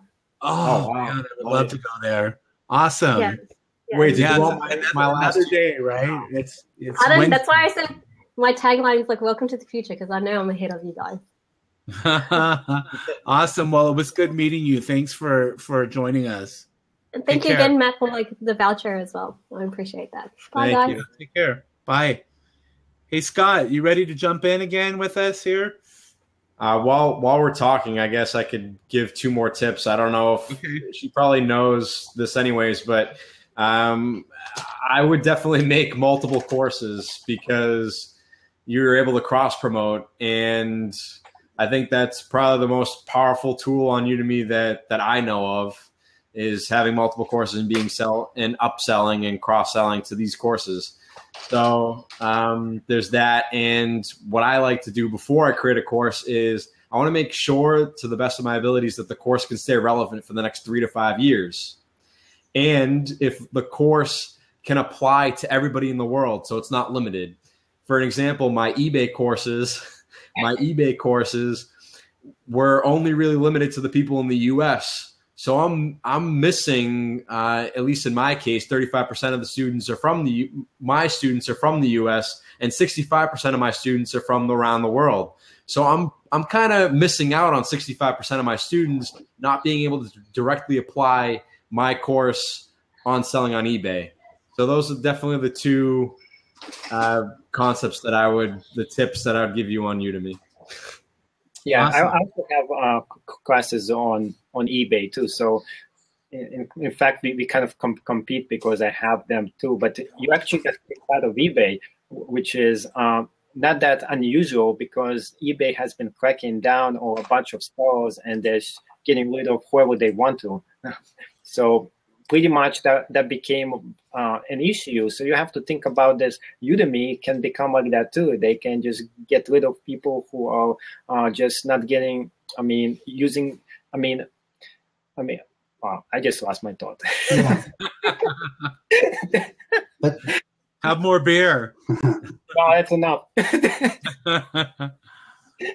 Go ahead with your thought there. I mean, I do that myself. So no, I'm just saying that what can happen is when you have just too many. What happened is with eBay, up to 2007, with the economy collapsing, everybody was selling all those stuff because they had no money. And eBay just got swamped with so many people who were sellers, and there was so few buyers that they decided to get rid of all those extra sellers out there who've been abusing the system, or if they just made like minor mistakes. But they got rid of a lot of people who actually didn't do anything. So the funny thing is, like, people think, oh, you got rid of eBay. I mean, they kicked you off for a real reason, but a lot of times they kicked off people because their feedback went below standard. And a lot of people who were using eBay didn't even know about the rules because they come up with all those crazy rules every few months. The old CEO used to just come up every few. I mean, there was all kinds of different ways that you were being judged on eBay. They went one system to another system and another, and a lot of sellers just stopped paying attention to it. It just got so crazy out there. So I think if Udemy does the same exact thing with keep changing the rules and stuff like that, I mean, this is something to watch out for. I hope it doesn't get this way because eBay really got a lot of people really upset when they start doing that. People moved into Etsy, Amazon FBA. They start selling on those platforms. I have classes on that as well. But you realize that you can't put like all your income like just in one place, such as just all your income on eBay or just your income on one location, because if something happens to the company or anything else, that's it. You have zero income coming in. That's why each of us is probably start to do the same thing. They're selling, you're making money on more than one specific way because we just don't know which one is going to take a hit someday and it's going to close down or something is going to happen. And hopefully Udemy is going to continue and become a lot bigger, which we all hope it would become. And that would be great, you know. But at the same time, it's like we also have to protect our own income. So that's the reason a lot of us do different things. Yeah. Sergey, you have to know anytime you have a platform like Udemy where people start making some income, this gets posted all around Warrior Forum. All of these serious internet marketers get a sniff of the wind, and suddenly it becomes, I can make a course tonight, I can make a course tomorrow, I can make a course Friday. It's like the factory. And Amazon Kindle experienced this. There's all sorts of low quality ebooks that got pumped out of the last couple of years, and then they changed the algorithm again for Amazon just recently. Udemy is just protecting the good fortune, if you will, from people who are here today, gone tomorrow. So it's even eBay. There's people who were scammers. There's people who were lying, and their profiles are lying. It's like there's always going to be that element of people who think they can just cheat a little bit and get ahead, you know? With the new Udemy analytics too, I wouldn't be surprised when enough time goes by that Udemy either kicks off instructors for their low ratings or they just put them at the very, very bottom of this search. But that should be like, think about Google, right? Like if a web domain has a low authority and is known for bad behavior, spamming, whatever, where do you end up on Google, right? They give you a 600 rank penalty and you're in nowhere. Mm-hmm. So these guys, now we can talk about Udemy having completely different business goals than the four of us. That's a whole different conversation. So we have to be, to your point, we have to be aware that we're looking out for us and they're looking out for them, right? But let's not be naive and think that everyone who comes is just trying to serve students and be a good teacher, versus taking PLR content and, hey, I can buy a thing for $19 on Warrior Forum and I can make it a course tomorrow. Like, that's a different mindset. So, hey, before we continue, let me with my logical reasoning. Yeah. Hey, so before we continue, let me do some reminders here. I want to thank you if you're still with us. It looks like that there's 18 here still with us live. We have 27. I mean, we're different time zones here.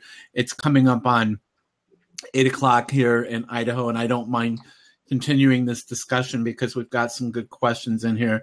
We need to make sure that we filter out and look at some of those questions. But if you could click on that button over there to the left that says Tell a Little Bird and type in the hashtag live to let people know that we're still live. If you'd like to connect with any of us on Blab up above where the circles are, Matt, I, Sergey, Scott, you can connect with us on Blab and you can connect with us on Twitter. If you want to ask a question, since we've got all of the seats full right now, do a / the letter Q for question, a space, and then type out your question so that it flags that so that we can filter for questions and we can see that you have a question. Because there are some questions out there that I can see just by looking that aren't flagged like that, and we want to make sure that we don't miss it. If for some reason we get too many questions, we can always send those to you. Christy, thanks very much for the images over there off to the left-hand side there. There's some great images, and I like using these to share for future blabs there. And I appreciate all of you who have been sending this out on Twitter. It's awesome just to let other people know what we're doing and all of that. And, if you're a Udemy instructor and you have a course coupon or something like that, I don't mind that you post like when I ask for something like that, because we are Udemy instructors and we do have courses, and I don't mind sharing out that kind of stuff every now and then. Or a website, if you've got a website or something like that and you're here with us live on the Blab, just go ahead and share it out there. As long as you're not spamming, I don't mind. If I'm just requesting it, then it's good. So what are we going to talk about next, guys? Do you have any thoughts that you need to finish up? Or I might pop off, actually. What? Are you getting tired? Well, I don't know. We've been on for an hour and a half. I think that it is. Well, I know that it's later there for you. All three of you are on the Eastern time zone, right? This is early. It's early for you, yeah. Yeah. And hey, if you're just joining us, what city are you joining us from, or where in the world are you? Where is Waldo? Isn't that like a book or something like that? Where are you Atlanta? Cool. Awesome. That's is that Eastern time zone? Detroit?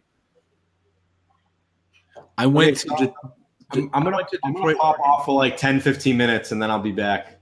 Okay, that's good. My girlfriend just landed from her flight. She's been on vacation, so I want to talk to her. Isn't she coming home? Go pick her up from the airport. She's there. She flew in from Connecticut with their family, so okay. she's gonna have that tomorrow morning and then go directly to work. So okay, send me a message or just let me know when you're back. Okay. Okay. All right. I'll see you guys soon if you guys are still on in like 15 minutes. Okay. So hey guys, here's a little bit about what Matt and I were talking about earlier in the Blab. We started off talking about sharing new things that him and I have been doing. To generate income, like selling courses for $1, launching a new course maybe for free, and doing some things like Matt had done, giving people the option to choose their price. And then we also talked about building student relationships. Maybe you can share some of the things that you're doing, because we both believe it's important to do that. And then we also talked about some things that we were doing to generate some side income rather than just all Udemy courses. And Sergey might be doing some of that. I know, Scott, that you have coursecrushers.com. Is that correct? But I don't know if it's specifically. Right now it's a money hole. Yeah. But it's there. It's another way for people to promote their courses. So why don't you go ahead and talk about that a little bit? And then, Sergey, you can talk a little bit about what you're doing, and also maybe some tips on building relationships with students while I take a bite of my lemon bar and have a sip of beer. Yeah, sure. So, Course Crushers. Now, I'm in a fortunate position where I didn't have to have these multiple streams of income that a lot of people have to have. Like, I have a job, so my immediate needs of paying my bills were taken care of even when I launched my first Udemy course. And then I've been in I wouldn't say fortunate position, because it was something that I worked for, but I've done very well on Udemy as well. So I say that I have 2 jobs now. So this is what I've done for myself. So to try to get 3 and 4 and 5 jobs, I don't need them. I have 2 full-time jobs, and I never sleep apparently. So I'm just in Udemy Studio or Faculty Lounge all the time. So get paid for that? They sent me a T-shirt. I work for cheap apparently, but Sean and I started Course Crushers, and the idea was that as Dennis knows, you can only do so much selling your own courses, but to have other people's courses that you can sell as well is an accelerator, or it could be an accelerator. Affiliates are paid fairly well in the Udemy marketplace. So if you can sell a course as an affiliate, you get 50%, which is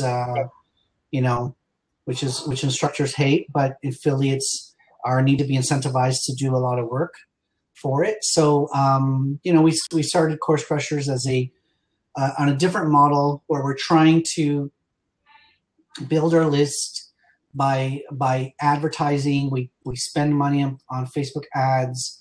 We curate the courses, so we really are trying to be a bit picky about which courses get promoted at first.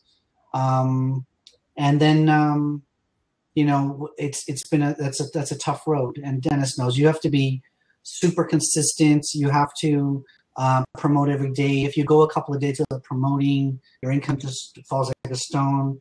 So and it's kind of not maybe that's just not my thing, but we'll Sean's really good at. Sean's a real classic internet marketer. He knows all the names. He's met them. He has lunch with James Schranko and a lot of these things. So he's the marketer. I'm the course curator. So it's a good team. Yeah. What was the other question? A tip or how to get started?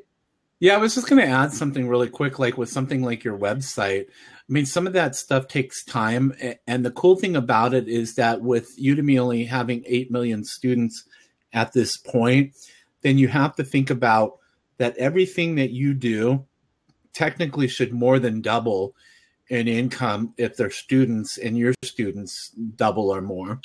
Yeah. I'm not good at math, but I know that it's not my favorite subject. So yeah, I mean, I want to get my own site set up and funnel, and I've been experimenting with ads and my audience insights and trying to find where can I market my own courses. It's tough, but again, maybe out of I don't want to presume, but like my income is the most passive, probably out of the four of us that were here. Like, I could go a whole month not do anything, and my income's pretty much the same. Like, my Udemy organic is 90% of my Udemy income, and so I'll just like, you know, I try, but I'm not super incentivized to really try. You know what I mean? If my Udemy organic was low, I'd be like hustling like a you know like a true hustler. But right now it's sort of in that position where it's like I really do want to set up my own thing. It's not easy. You can be known as the Toronto hustler. No, I don't want to. Maybe I'm more of a slacker. I don't know.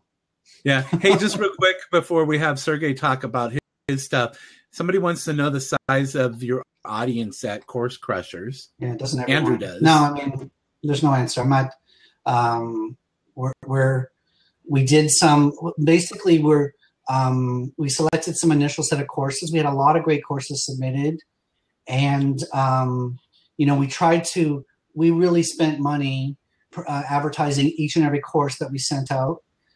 We built up landing pages. We sent out personalized emails. Sean wrote a lot of copy, custom images, the whole thing. So we really tried to invest as much time and money into this thing. You know, it's tough. I mean, I just saw a post today. Course Cowboy is also finding it hard to build the audience outside of Udemy. You know, we do what we can, but we're, you know, like I said, we're willing to invest money. It's not just to post it to Twitter. It's real dollars leaving our pocket every month to get this stuff built. So we're doing okay. I mean, in terms of growth, but I wish we were doing a lot better. Yeah. Yeah, I actually see more income coming in from my affiliate marketing right now than I do from my Udemy courses. Maybe as I add more courses that changes, but I'm always trying new stuff and I'm consistently out there. Like you said, it's never ending. So when I wake up in the morning, I grab my coffee and then I start thinking about all of the things that I need to do, the affiliate marketing, the book that I'm going to write, the Udemy courses that I'm going to release, the sleep that I'm hoping to get. So, yeah. Sergey, what are you doing like to generate some additional income outside of Udemy, or maybe that kind of ties to Udemy? Well, first of all, I have a suggestion for you. Maybe for your book, you get to interview every single one of the top Udemy instructors. And then that's going to be pretty cool because you go in, talk to them. So that's going to be an awesome thing that you can do. Yes, you want to keep going? You wanted to say something or no? No, it's just like I was just answering like yours. It would be nice to get some of those top instructors, but sometimes I think some of those instructors, when they get to the top, they're like a rock star. Yeah, well, and try it. And I like talking to some of the average instructors to see what their struggles are and what their advice is, because I think that you don't have to be an Alan Hill to offer good advice. I mean, I get people telling me all the time that I'm offering them good advice and stuff like that. And sometimes I need to follow my own advice. I'll be honest about that. But I force myself every day to make sure that I'm doing the stuff that I talk about and try stuff out so that I can share it to other people and hopefully be one of those top instructors one of these days, but still be connected to people who are just starting out on Udemy so that I can offer advice. Because for me, I get great pleasure knowing that I'm helping other people generate more income, even if it's $5, $10, $15, $20 or whatever. Like with Scott did the pen post deals on my group. And how many sales did you have? The first one I did was $45 for the 10. Yeah, and that was from a $5 investment or something like that. You know, that was an experiment. So, it was like, you know, now can I say I did a similar thing with Chad? Yeah, Big goose egg. Well, see, you know what? And I thought about that. The difference is that his group is specifically focused on free. So that's the mindset right there. So it's very hard to. So like I did, and I haven't looked at the results. I just directed people over to $1 courses because it's not that far from free. And so just trying to get them to go over to the website. But at least you tried to see how it would work. There's so many different ways to market courses out there. Well, the way I go about this, I have my own Facebook group, and I have actually two of them. One of them is the free group, and then I have the paid group too. So I have the 10 and under and the free group. So people do join in both of those, and a lot of times when they join in the free one, they join in the paid one. The free one, where there was all the free courses out there, that actually has around 2,600 students in it right now. So it's growing every single day. There's a lot of people just coming in. And then I have the paid one, which is, it just goes right next to it. And the paid. Yeah, and you guys can go ahead and post like Matt. Oh, shoot. Sorry, hold on. Go ahead, Matt. Sorry about that. So what I was going to say is like, Scott, you can post a link to your website, and Sergey, you can go ahead and post links to your group just to let people know about this stuff. I forgot that I had locked the seat to let you back in, and it doesn't notify you, I guess, when you have it locked. So welcome back. That's okay. I'm making popcorn. That's okay. I'm making popcorn. Oh, you're going to share it? He's like, yeah, you went quiet. So, hey, let's go ahead and filter out for questions and make sure that we've answered some of these. We already answered the question if we were the devil because he dropped off again. Okay, I posted. And we look like hell. How do you prepare for a Udemy class? Have we talked about that? Well, I think you wanted to ask me the question about the multiple ways of income. About what? Multiple ways of income. Yeah, go ahead and do that first. I'm sorry. I thought you had finished your thought, and and Matt's got his popcorn. So go ahead. Okay. So what I actually do, I sell stuff on eBay, and I sell stuff on Etsy too. And I think eBay is one of the better places where you guys can make pretty good cash selling on it. In fact, all the other stream of incomes combined don't equal the amount of money you can make on eBay itself. There is other places you can make money, but that's like a small amount of change versus that. But Udemy itself is another way that you can make a lot of money too. So if you want to create a course on Udemy, you can make money as well. But you have to learn how to do this. So I don't suggest anybody to just go in, make a class, and expect to get paid. I suggest for you to learn how the system works, take a few classes. You have some instructors you might like, and then take their classes, see how they do it, and then maybe you decide that it's time for you to launch a class. That's the best way. People who just start a class up without taking anyone else's course, they don't know what they're getting into, plus they don't know what is the student experience. You want to have the student experience, and you want to add value to your students. The stuff I teach, all my classes, I want somebody to make money when they take my class. Mm-hmm. And I think that's a good accomplishment when they actually take my class and start to make money, because that's, if I have a money making, that is my goal. Yeah. Hey, you're cutting in and out. I'm not sure if it's your internet speed or your microphone or something. I have no idea. I think it's just echo. Yeah, it might be blab. Sometimes it gets kind of funky. Hey, Scott, did you bring your dog in there with you? Yeah. What's your dog's name? That's Oliver. Oliver? Oh, that's a cool name. Yeah. So Matt's waving.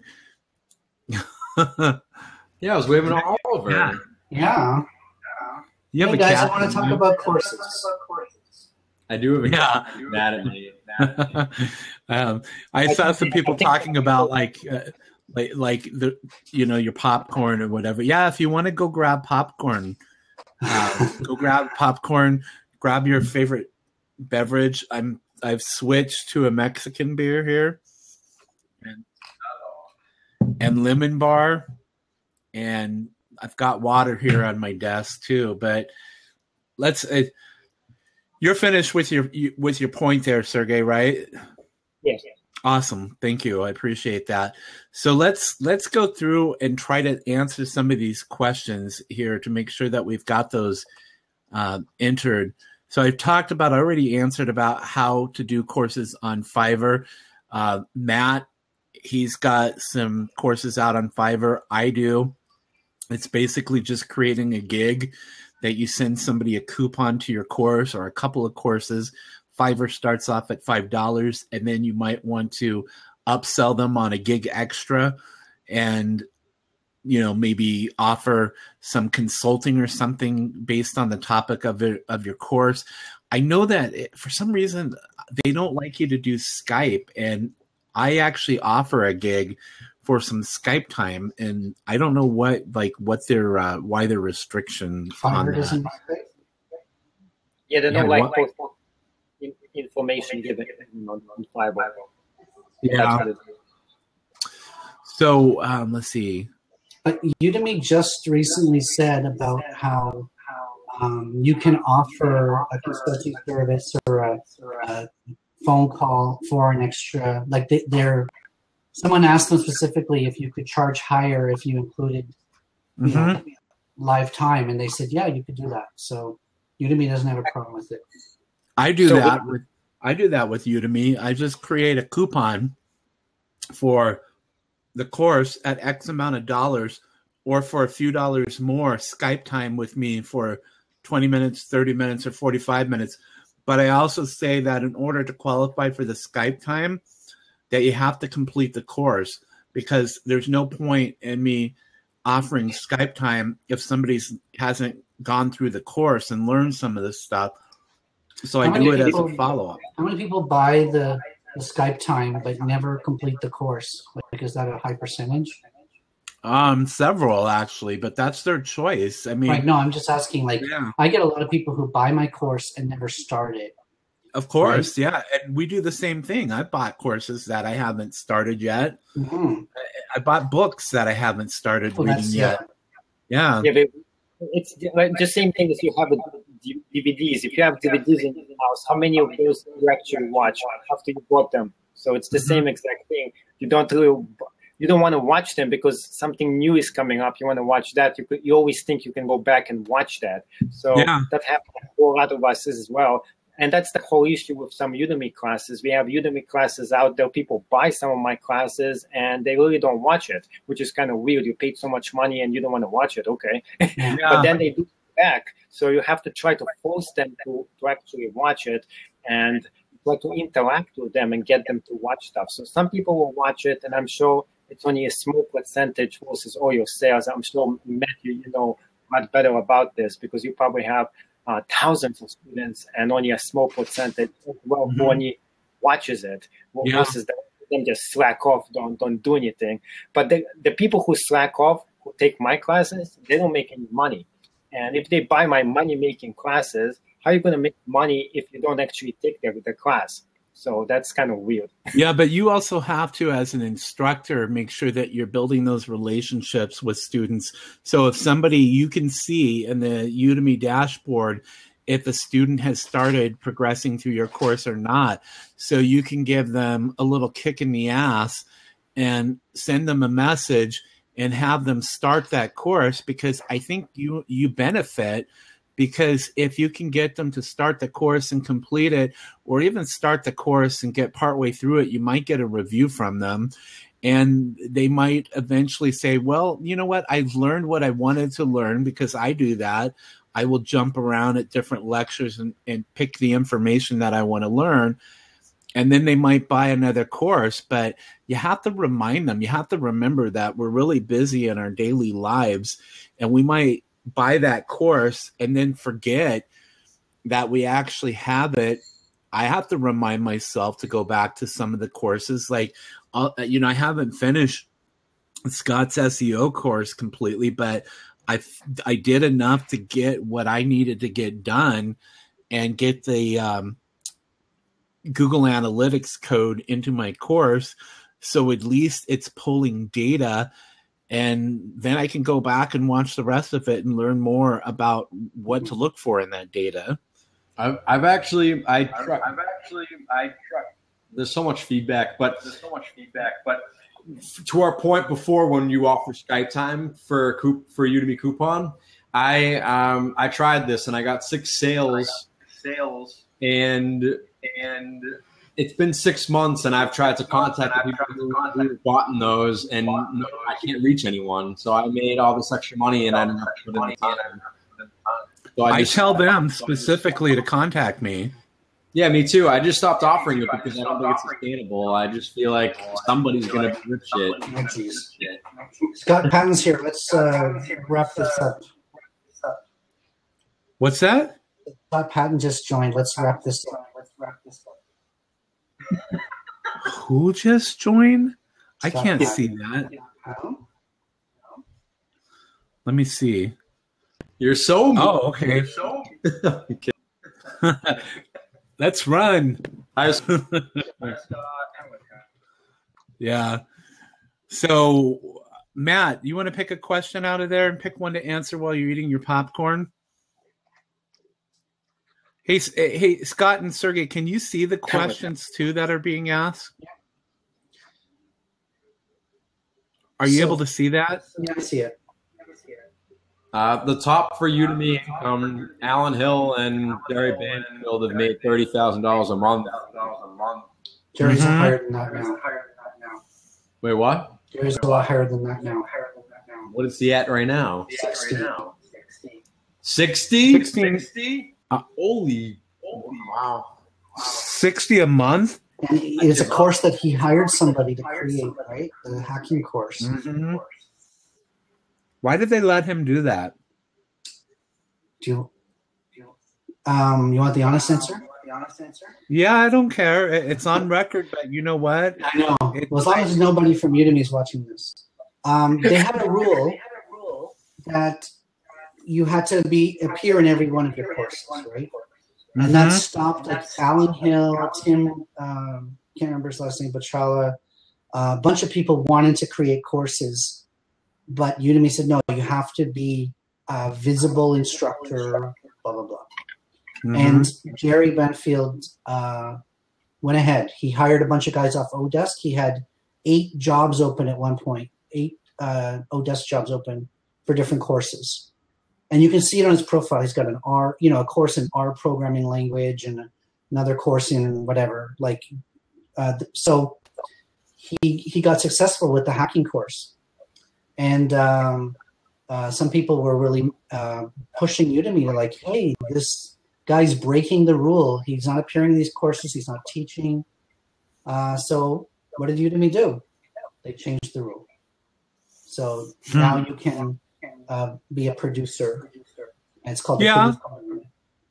And you know what? I could see that happening because I see like people who go under a company name or whatever, and they produce a lot of videos or something like that. Company name is different. Like you have Infinite Skills, right? The biggest course producer on Udemy is Infinite Skills, which is a company, right? So it's owned by Pearson now or something. But there are big companies teaching on Udemy, but Jerry Banfield was Jerry Banfield, and he just went out and hired someone. Like that's not a company. That's fine. They changed the rule, and now you can claim to be a course producer, and you can market. Now, the distinction these days is you have to be the co-instructor before the course goes live. You can't add a co-instructor after it goes live and say, "Oh yeah, now." So that's See, for me, a true co-instructor course would be that both instructors, that there's an even mix of going back and forth or something like that. Sergey, you have a course that I haven't watched yet that you have a co-instructor. What percentage are you actually in that course? Well, I have a bunch of co-instructors. I don't have only one class with co-instructors. I have, I don't know how many. I have like 5 different classes where I work with other people. And I do 50-50 with them. I do 50%, I put in my own work, and 50% they put in their work. So they do what they're good at, and I do what I'm good at, and we combine both of our best of us, and we give the best student experience to everybody who is taking it. So far we have, I don't know, I have an Amazon FBA class that I did with John, which is like 6 hours long class. And I explain a lot of things. I do hands-on tutorials. This is something I'm very good at. Versus John, he just talks a lot about Amazon FBA, like all the details. He gathers all the info. So that's one of the classes I actually did with somebody. I also did one about Etsy. Well, I work with Alex, and he actually talks about how he is an entrepreneur and how to make business. And I talk about Etsy, how tutorials and everything else.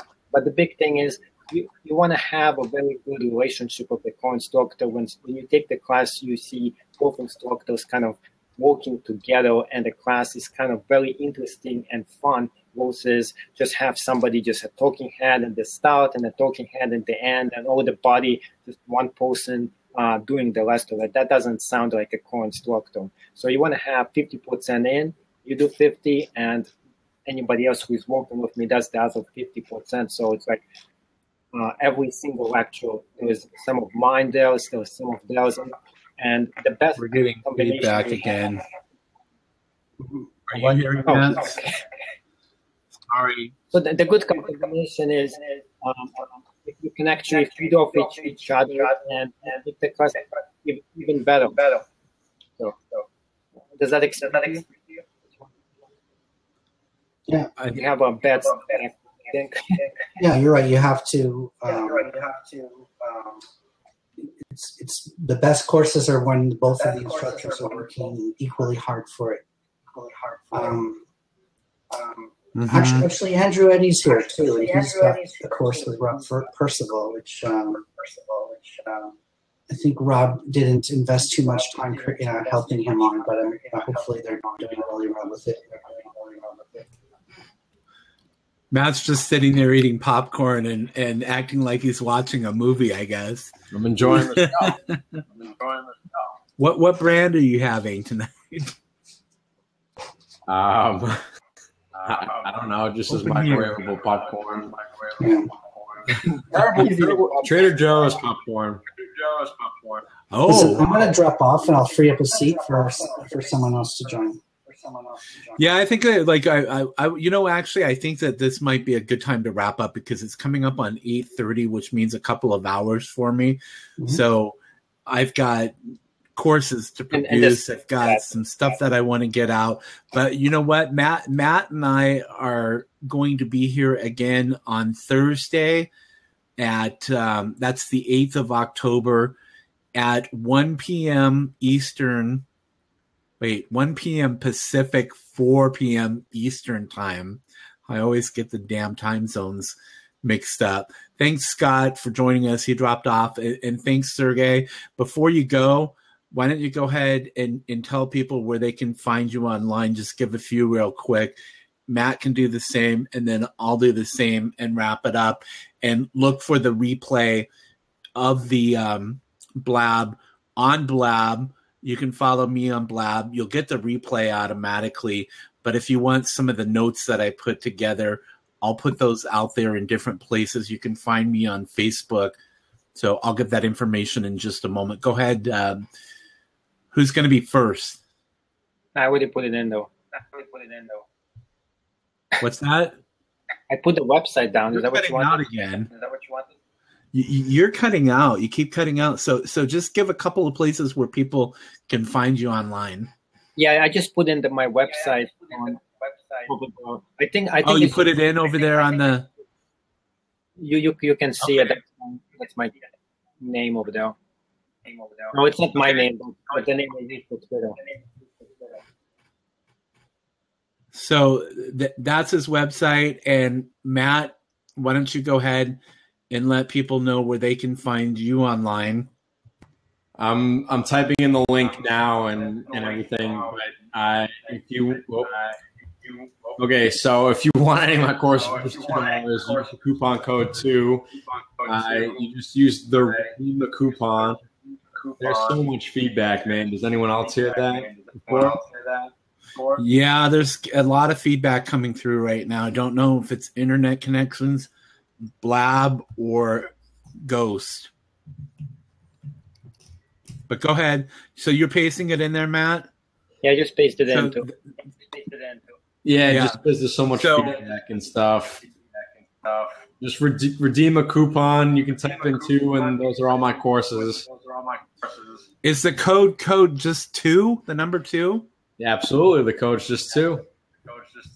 Okay, so yeah, if you go to Matt's profile on Udemy, type in when you go to the course, redeem a coupon, put in the number 2, and that'll discount his course to $2. What I'm sharing with you is a lot of good information on Udemy links. So if you're new to Udemy, you can find out some of the things on Udemy, like how much revenue you share in different situations with Udemy or affiliate marketers. Also some information we've talked about co-instructors on how that works. So you can check that out. There's the document right there.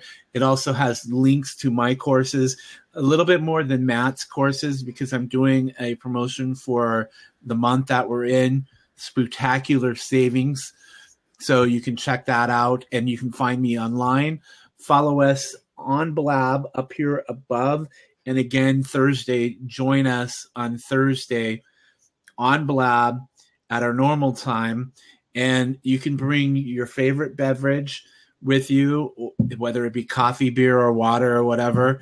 And we'll just be talking more about Udemy and answering questions that people have about Udemy.